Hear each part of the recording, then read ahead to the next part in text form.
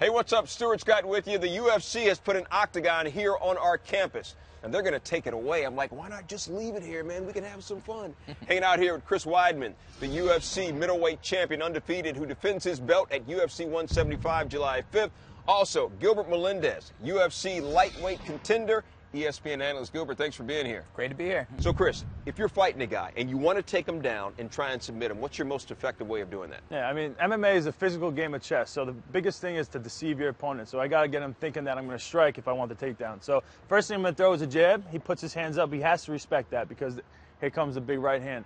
So jab comes up, his hands go up. I'm going to step in for my takedown. I'm going to go head outside single. Okay, get nice and tight, get my shoulder in there, and now I'm ready for the takedown. So why is your head outside? Why not just dip your head, grab the guy, and throw him down? This has been the most effective takedown for me, and least amount of effort has to be put in for the finish. Okay, if I do go for my usual takedown, which we'll see in a second, and he defends it, I'll go into the more typical double leg. So if I go to run the pipe and bring him down, and he stays strong, now I'm going to be able to have that option of switching to that double and running for the finish.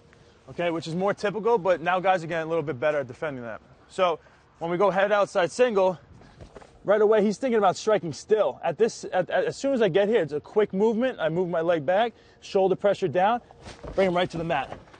Right from here, Gilbert's in an open guard position where it's still kind of neutral. So he's going to come up and try to get my single, get a single on me, and get the takedown on me. I'm going to sprawl out and circle to the side, come to a crackdown position.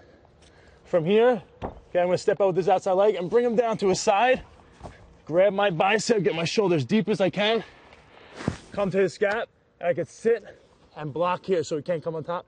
And now it's pretty much sleep or tap. So he's going to tap, and if he doesn't tap, he's sleeping. It's lights out. He's snoozing.